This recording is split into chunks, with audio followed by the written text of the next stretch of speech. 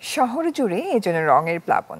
লাল কৃষ্ণচূড়া, জারুলের বেগুনি আর হলুদ রাঙা সোনালুর দল সব মিলেমিশে কনক্রিটের শহরে ছড়িয়ে দিচ্ছে একরাশ প্রশান্তি। তাই তো গ্রীষ্মের রোদ্দুর বিকেলগুলো ভরে উঠছে প্রাণের হিল্লোলে। সুকান্ত সরকারের তোলা ছবিতে তানজিলা আফসানার প্রতিবেদন।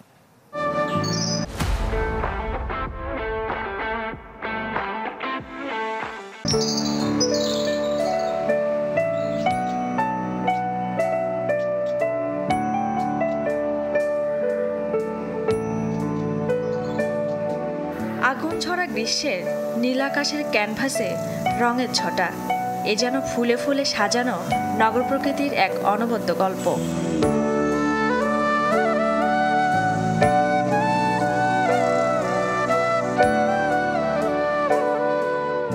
শহরের বাঁকে থোকায় থোকায় হলুদ আর বেগুনি কাব্য যেন পেছন ফিরে ডাকে স্বপ্নময় এক ফুলের রাজ্যে, যেখানে অট্টালিকার পাহাড়েও ফুটে ওঠে ঋতু বৈচিত্র্যের স্বরূপ। কৃষ্ণচূড়া, জারুল, গ্রীষ্মের এই ফুলগুলো আমাদের নাগরিক মনকে অনেক প্রশান্তি দেয়।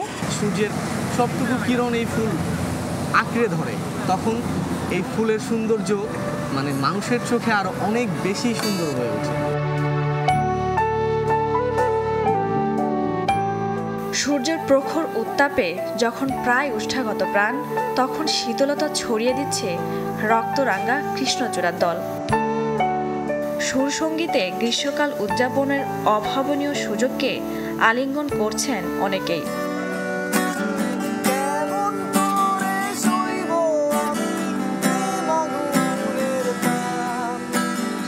অপরিকল্পিত জাদুর শহরে অল্প করে হলেও ফুলের যে আয়োজন, তাও কম কিসে।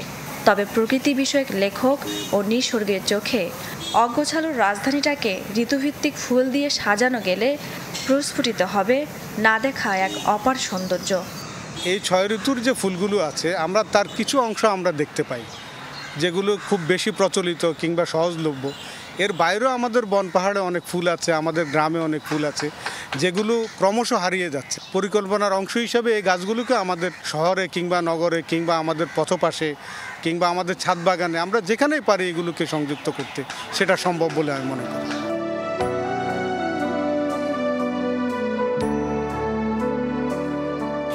গাছ কেটে ওঠা কংক্রিটের দেয়ালের ভিড়ে ফুটে থাকা বাহারি গ্রীষ্মের ফুলে লাল হলুদের নীলের খরতাপে সেজে ওঠা নগরটিতে মন জোড়ানো আয়োজন যেন হার মেনে যায় চারপাশের সব রুক্ষতাকে। পরিশ্রান্ত নাগরিক জীবনে আনে এক পশলা ফুলের ভালো লাগা। তানজিলা আফসানা, চ্যানেল 24, ঢাকা।